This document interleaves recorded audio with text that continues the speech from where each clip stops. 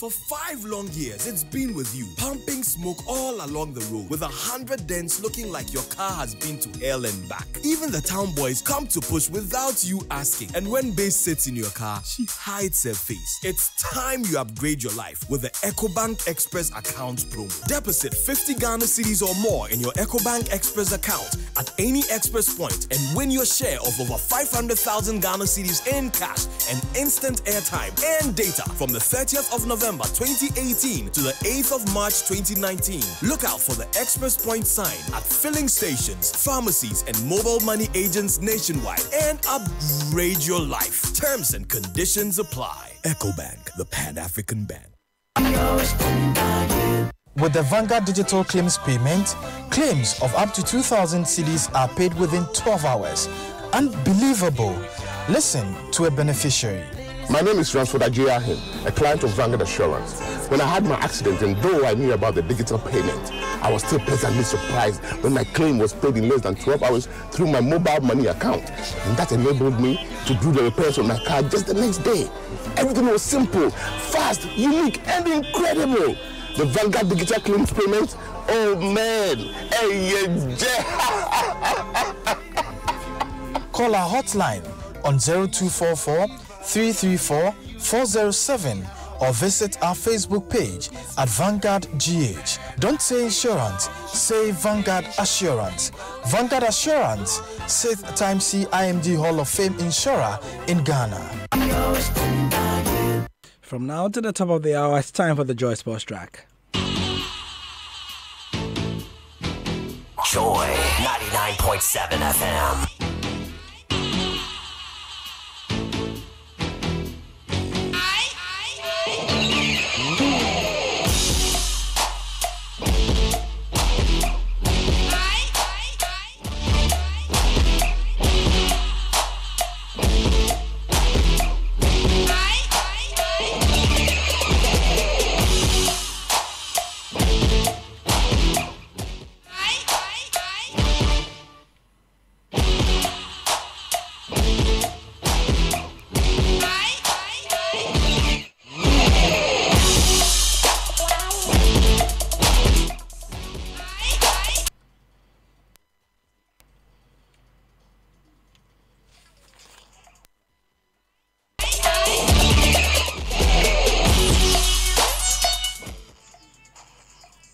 Thank you for staying with us on 99.7 Joy FM. I'm Gary Al Smith, and it's time for the Joy Sports Track. Following from our discussion on Saturday, where we went really deep into the issues of the Normalization Committee, we did have an interview with Dr. Kofi Amoah, the president of the said body.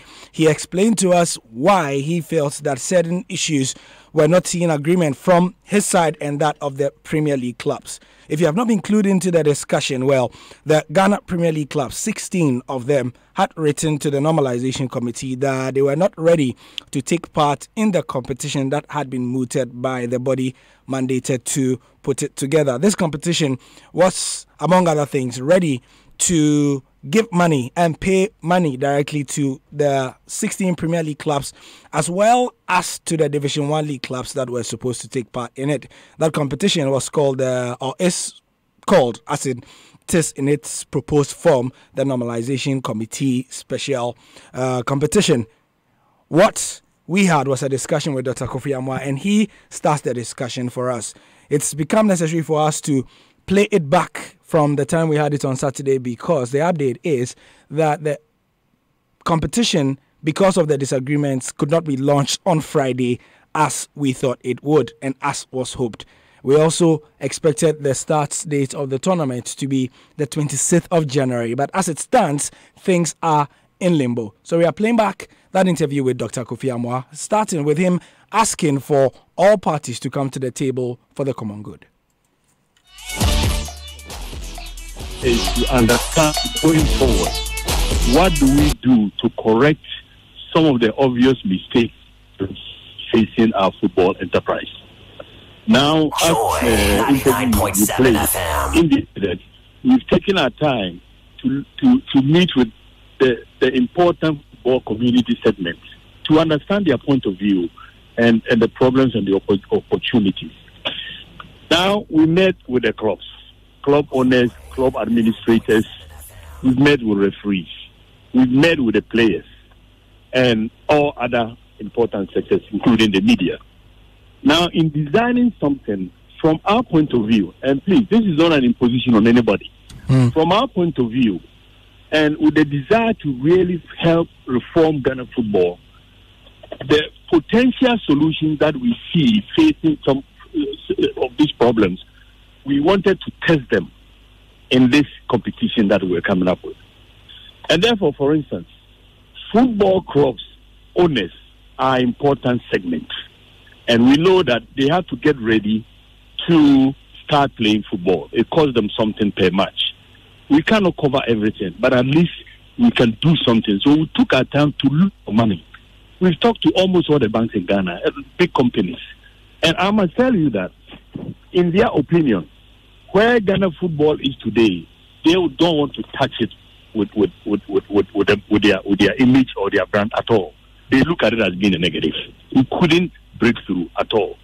Now, we were able to make a convincing argument to government that, say, where Ghana football is today, and it's a reformation process that we are undertaking, we need some financial input from government to try to get things going, and hopefully when we build the strength and sanitize the sector, then corporate Ghana will begin to see that this is a veritable platform upon which to introduce our company to the public and to brand ourselves. And therefore, we're able to secure some money. Obviously, all the money we secured are not supposed to be divided and given to the clubs. We have women's football to think about. We have Division 2 football to think about. There are a lot of panoply of issues that are involved in Ghana football. So whatever money that we got, if the clubs are thinking that everything should be given to them, I'm sorry to say to you, my brothers, that will be a mistaken notion. Now, one of the issues of contention, that why is the normalization committee or the GFA attempting to give money directly to the players? We believe that the player community is an essential component of the Ghana football enterprise. Sure. And when we meet with them, the cries from them to us indicated that really something needs to happen to begin to motivate them to focus on their trade. We are not trying to divide them from their clubs. No, we are trying to also say that Ghana football players must know that they are essential and they must focus and improve their playing, so that if we are able to accomplish that, the games will begin to be more competitive, it will be interesting, the fans will be excited, they will go to the venues to watch them, they will watch them on television, and therefrom sponsors will then come in. So that is the direction from which we looked at the player community as one of the essential segments of what we are doing to try to also do something about that. Okay. Now, the payments to the clubs, I don't think it's minuscule. Obviously, it may not cover everything. But let's face it, football companies are private companies. You know, we have met with the premier clubs many times. And they said that they can find money, they will come up with they are able to raise some money and all of that. But up to today, honestly, if you ask them, no money has been raised. So the difficulties that we were facing, they're also facing the same difficulties. And therefore, with all respect, we are not trying to muddy the waters for anybody. We are trying to identify specific problems facing the football community and try our best to see if we do ABC, maybe this will work. It's try and error, you know.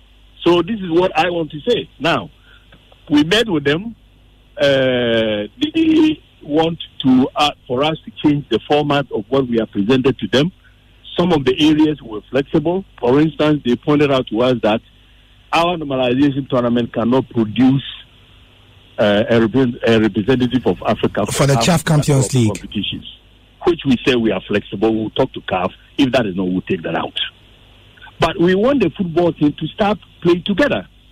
You know, right now we are reforming, so this is a special competition. You know that we want to come up with. They want to be seeded. You know, they don't join the playing until at a certain stage, and all of that. But we wanted to show unanimity of focus and direction and the rate of football playing. Okay.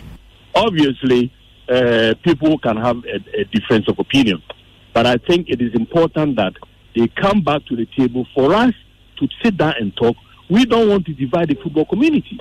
That is not a legacy I myself is interested in at all. And they're all my friends. I have respect for all of them.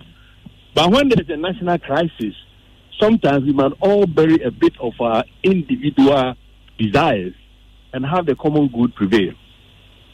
So thank you very much for the opportunity to speak on your platform. Yes, this is what Dr. Amoah, yes. But I want to encourage my football brothers and sisters to look at it as a national assignment and exercise that in the end, Ghana football will be strong.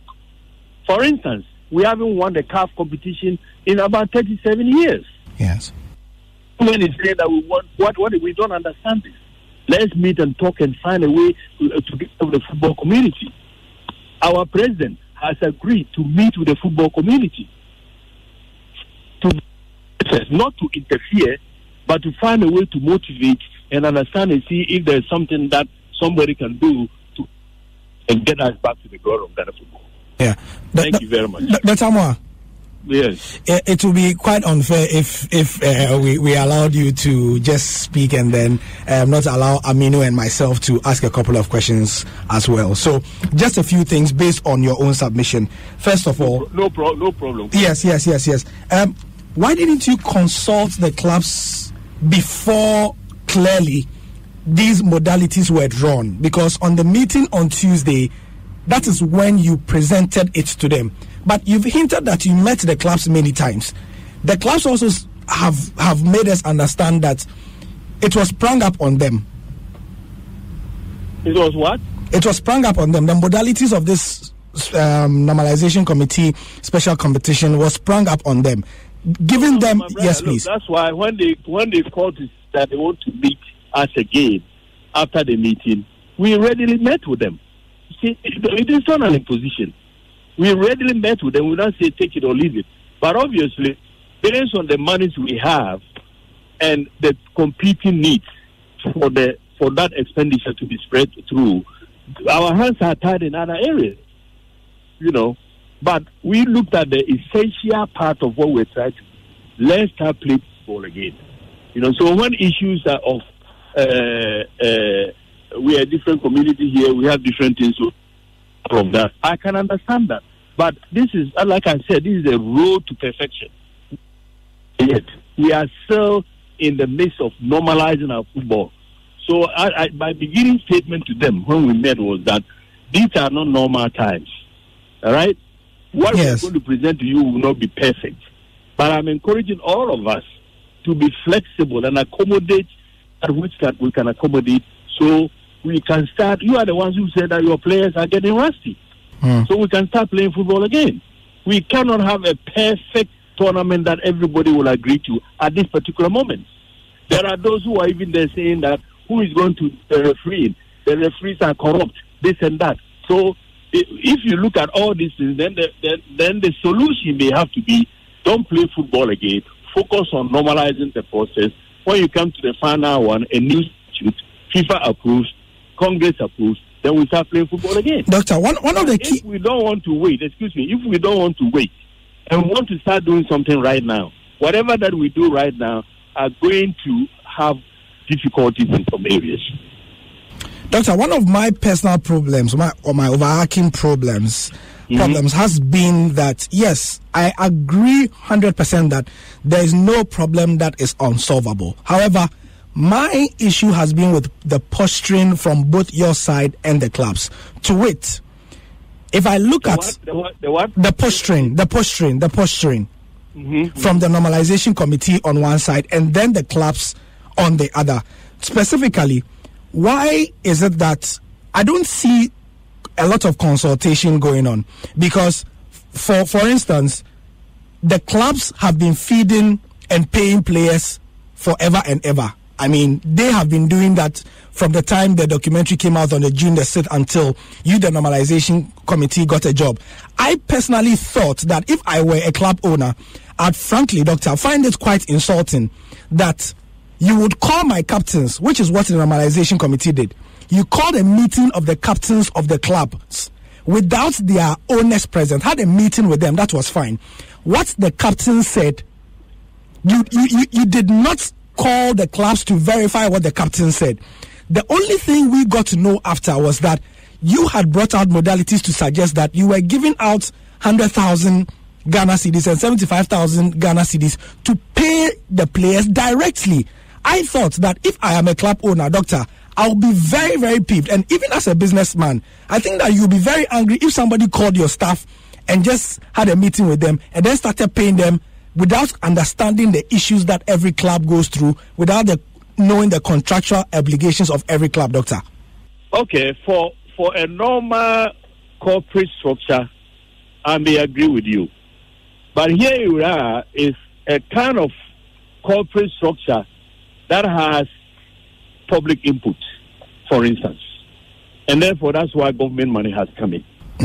And so that means that there's a need to dissect and understand the structure of that enterprise.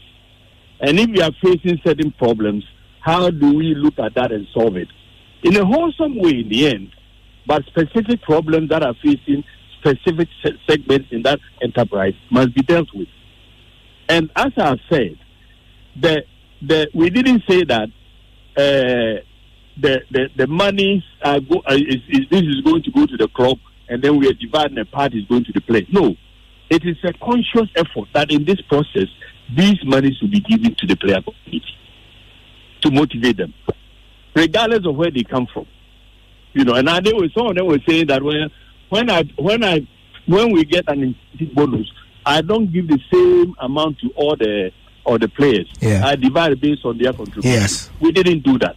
We said that club would register 30 players. All the 30 players will get the same amount. Okay. It is an expression of encouragement to the player community. Now, if they insist that don't give it to them and all that, for me, that's what I'm saying, that different people look at things differently. Yeah. If I am a company and my staff has certain financial difficulties and some monies are going to come in there to help motivate them, I will welcome that as a business person. I will welcome that. I will not look at it as the way that you express right now. I will look at it the opposite way. Yeah, doctor.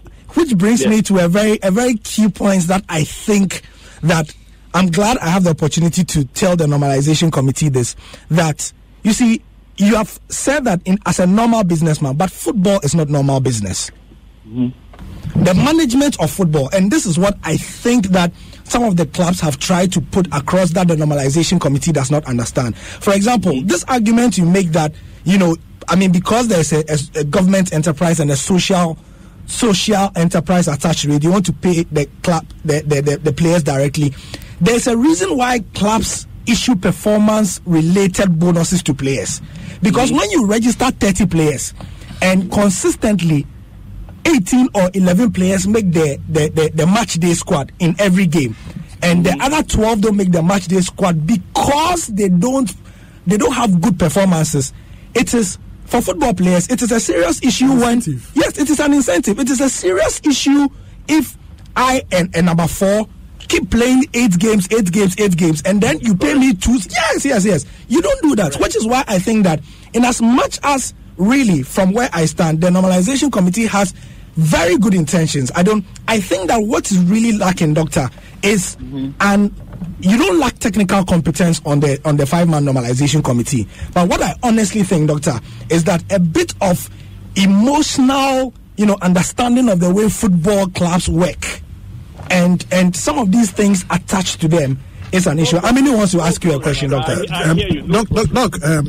I'm always. Even after this, I can tell you that some people are saying that why are you leaving the technical bench off? Yes. They are also a part of it. So, as for this discussion, it can go on ad infinitum. Yeah, sure. Let me conclude by saying that our objectives are very pure. We love our football clubs. We love and appreciate the Ghanaians who are invested in football, training these young people and all of that. Whatever we can do to be an additive, a positive attitude, not a negative, is what we're trying to do. if somehow something we are doing can be corrected, we are not Jesus Christ. You know, so when we meet them, this is the kind of conversation we have. But when it comes to the public domain, it makes it look like we are loggerheads with each other. I don't look at it that way. It is a healthy discussion of the practitioners of the football game with us as to what is wrong with Ghana football and some of the solutions we can put in going forward. All right, Doctor. Thank you very much. Doctor, please, one more. Before you go, I know you are pressed for time, but Aminu wants to ask a question. It has to be I always enjoy speaking to Doctor, whether privately or collectively as a group.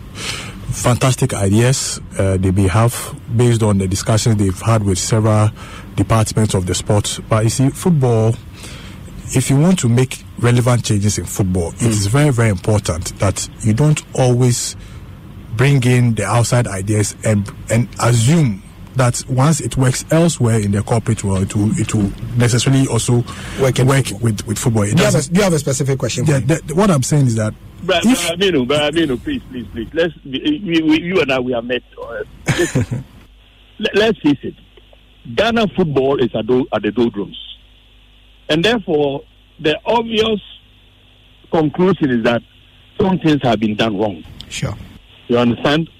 And so if we want to use the argument of practice all the time, for me, I cannot accept that.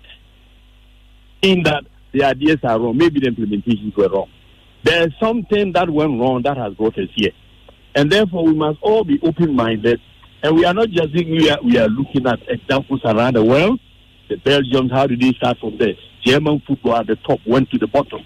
They regrouped, strategized, went back and won the World Cup in Brazil. So there are a panoply of examples that we can learn from. You know, we may not play the football, administer the football on a day-to-day basis, but ideas and approaches around there. These things about us giving some money to the players directly, this will not be the first issue of football that is being done. There are so many examples of where the Football Federation pays directly, suggesting that. So all that I'm saying is that let's be open-minded, close around citizens and do this together. On this one, I have to apologize and go. I'm in a meeting and I ask for permission. So thank you so much. We are very flexible. We want to join hands with our brothers in the football community. This is our approach, and that's why. Joy 99.7 FM.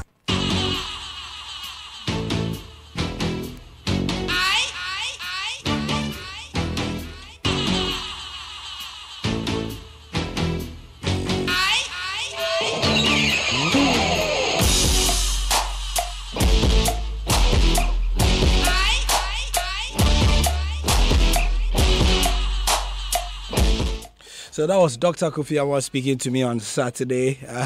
Pertinent issues got a bit heated at the point, but it's all in the spirit of the game. And just right on cue, we have an update. Benedict Sudankwak joins me. Benedict, what's happening? Yes, Gary, when you go to the Twitter handle of the Ghana Football Association, just 21 minutes ago, they've posted there that the Ghana Football Association has rescheduled the launch of the GFA Special Competition. A new date for the launch will soon be announced. We sincerely apologize to our media friends and stakeholders for the inconvenience. So that's the latest coming with regards to the launch for the special competition. You know, it should have been launched. What does that mean? Friday? Well, it should have been launched on Friday, and then per the club's release that they were not interested in playing the competition because of the format and issues they raised about the monetary package as well. It was they couldn't launch the competition on Friday and then reschedule it to today. That was supposed to happen at the FA Secretariat at 6 p.m. and we are just getting this communication from them that it's been rescheduled to a new date for the launch will soon be announced. So they don't even know when they're going to, launch the program or the competition. But obviously, you expect this because they can't go ahead and launch the program and expect that it will only be 48 Division 1 clubs that will play. The competition was drawn with the 48 Division 1 clubs as well as the 16 Premier League teams. So if the Premier League teams have taken this stand and then you have the 48 Division 1 clubs, I don't think that it will be prudent to just straight away go on and launch the competition and then start on a set date, which is to be started, that's January 26th this year. So that's where we are now, and we'll see how we'll go. What does this press release on Twitter tell us? It tells us that there's still not agreement. Of course, there's still no agreement. Now, we all know what happened on Friday when the clubs, after their meeting, released that statement that they have grave concerns about the format as well as the monetary package. So what it means is that still there are issues there to be dealt with. So all that I think the normalization committee at this point, they have to do is they have to get the clubs back and speak to them, and probably maybe if they will kowtow to whatever the clubs want, or probably maybe there will be some modification to what they are also bringing in, because they want a special 16-team competition which will be for the elite clubs. Okay, the elite clubs, as we know, are the Premier League teams, the 16 teams, and they want that competition to determine the winner, the team that will represent Ghana in Africa. And obviously, if you win, you represent Ghana in Africa. That's in the CAF Champions League.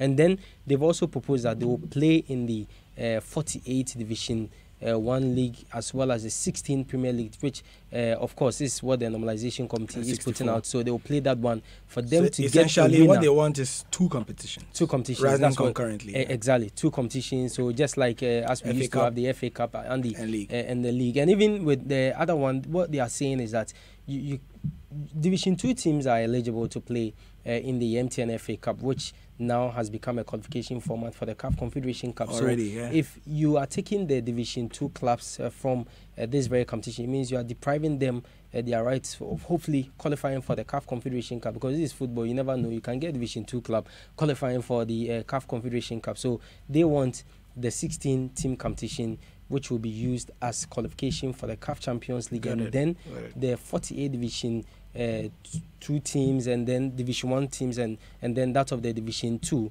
as well as the Premier League teams, which will be a qualification format for the CAF Confederation Cup. But, you know, the interesting thing is, assuming a Division 2 team qualifies for the CAF Confederations Cup, what happens? It will be very, very difficult. You and I know that it's not possible. It's not. Yeah, this is football, but you and I know it is not possible. I mean, what do you mean not possible? I remember it is not possible. It's not something that can happen. The Division 2 club. Oh, come on. I mean, stranger things have happened. Division 1, yeah, I can understand, because we have some good teams in Division 1. You have Heart of Lions, Tema Youth, Accra Great Olympics. All these teams are there. Cheetah, yeah. All these teams are there playing some good football. I mean, yeah, if you talk about Division 1, fine. But Division 2, champ. He says champ. Hans Benson also joins us. I mean, Hans, I mean, why? I think financially, I don't think there is a Division 2 club. But in that's the the country magic. That's the magic of CAF competitions. But that said, maybe they'll qualify in a corporate institution as we've come to expect to come on board and support them.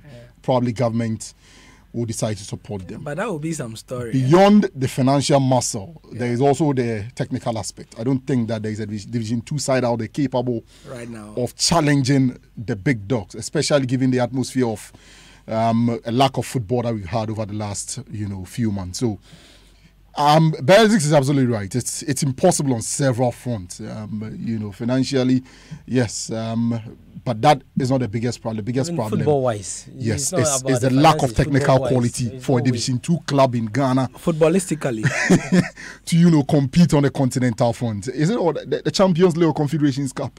Imagine with Division 2 club, Cheetah FC, for instance, up against Al Ahly or TP Mazembe. Charlie, we all know that it's going to be a funeral. In Swatre United. Or they play in Division 1, yeah? Actually, I mean, it's a fairy tale. It's something that you can imagine, but I don't think that it's going to happen.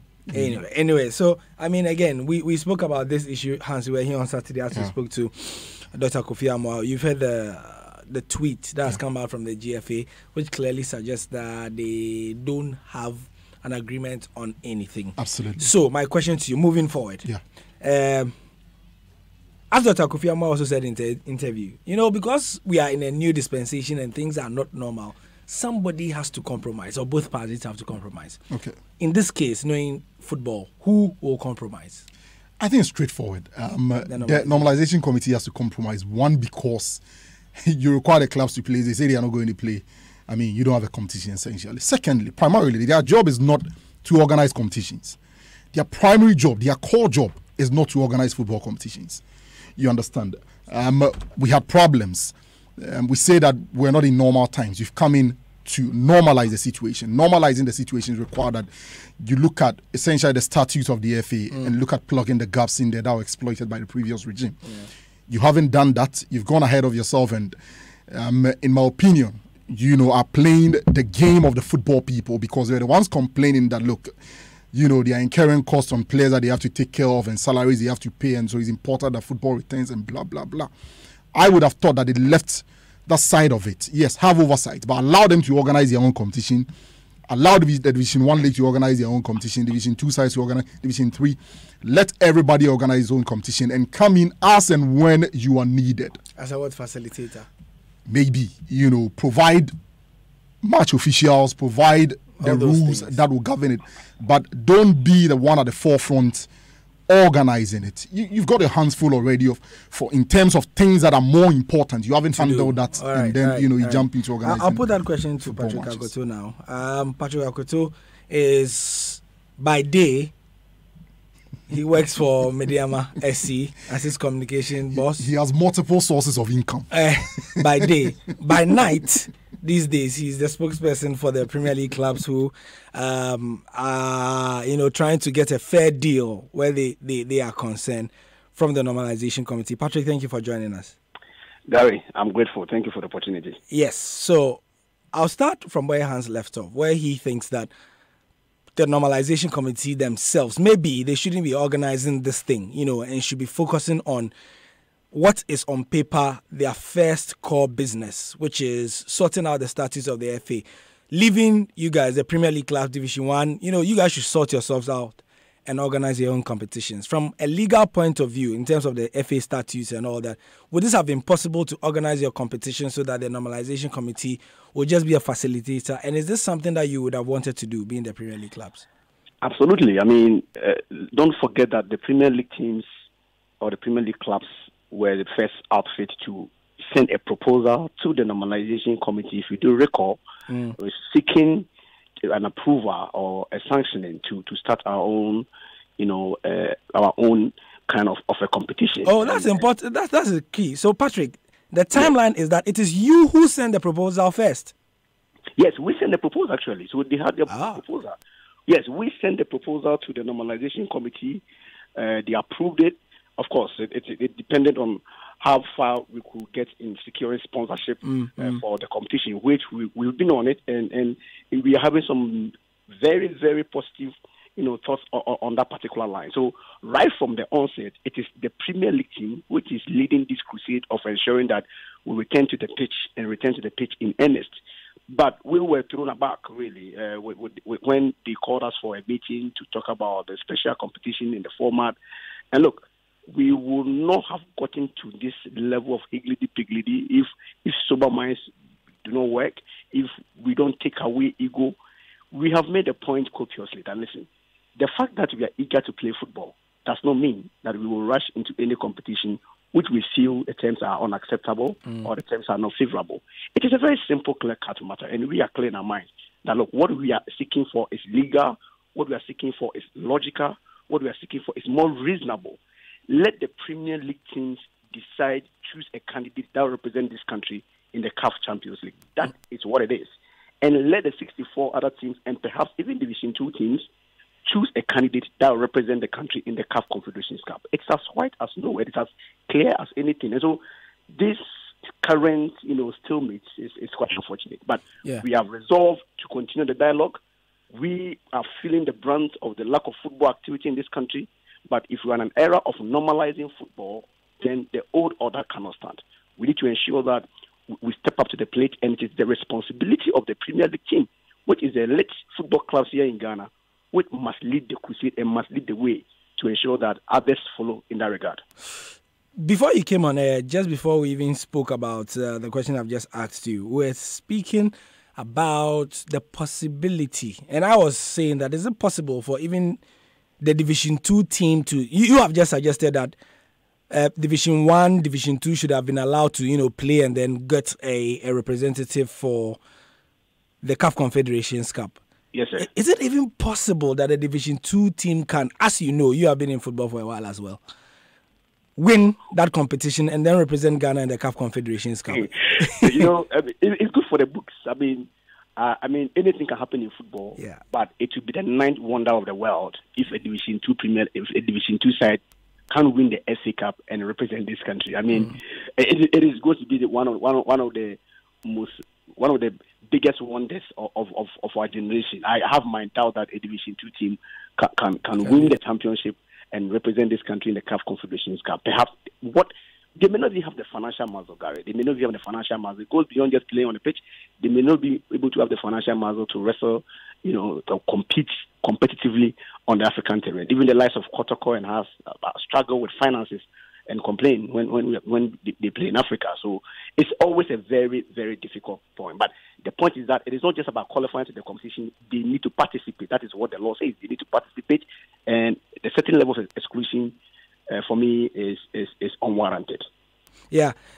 Moving on again. So what is next? You have said that, you're open to dialogue. Dr. Kofi Amoah in our chat on Saturday, which we replayed today, also says that he's open for dialogue. However, your colleague Aminu Shado was here in the studio on Saturday, and he made a very key point that Dr. Kofi Amoah and the Normalization Committee, yes, they may say on radio that they are open to dialogue, but they are posturing when you guys meet in the back rooms.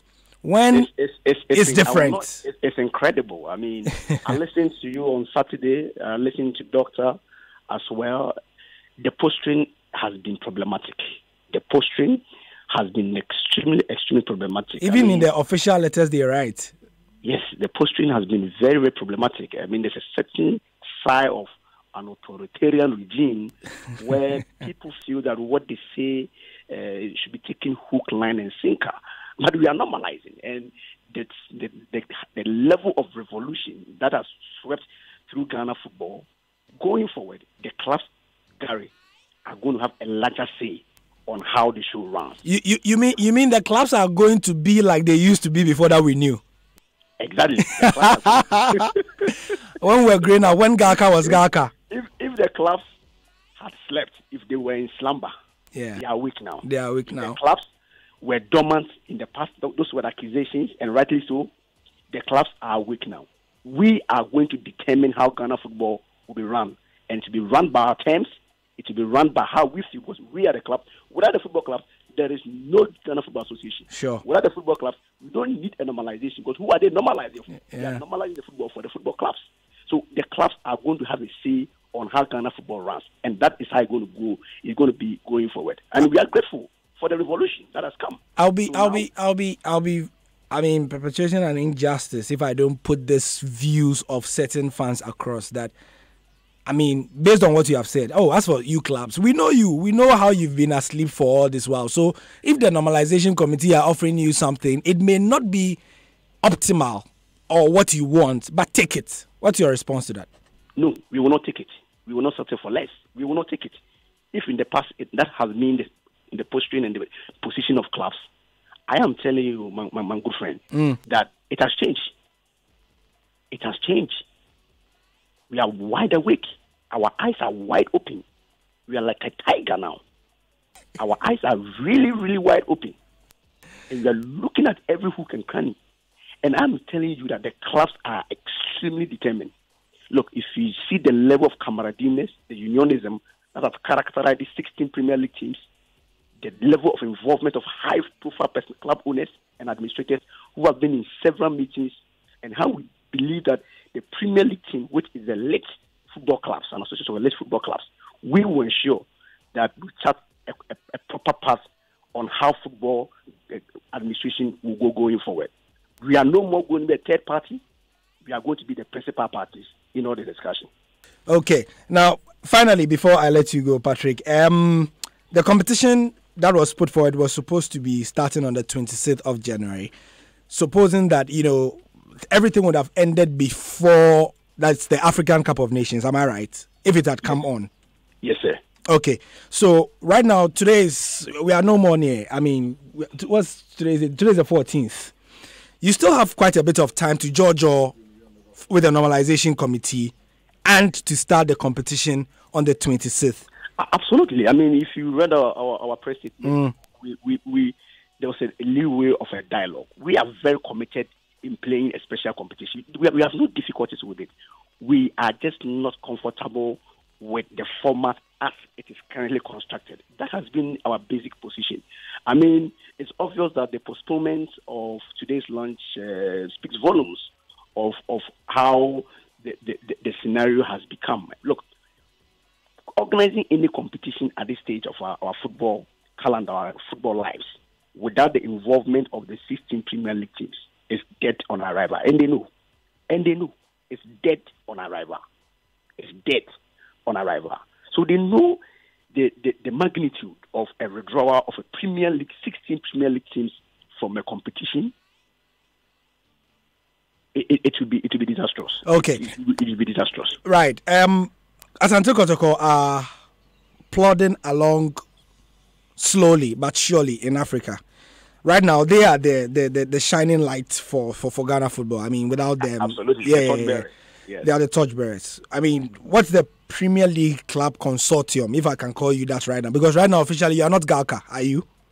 No, we are not. You are not Galka. So that's why I saw the Premier League letterhead. Yes, I just saw the Ghana Premier Leagues on top of the letterhead in your press statement you released last week. Absolutely. What are you doing something for Kotoko, or they are on their own for this one? I mean, let me just put it on record and that all the Premier League teams will be in Kumasi to support Kotoko on Friday. We've discussed it at our meeting, several of our meetings. We are going there in numbers to ensure that we give them all the support. There have been talks about a certain level of financial support, which has not been concluded yet, so I will not be able to put a finger on it.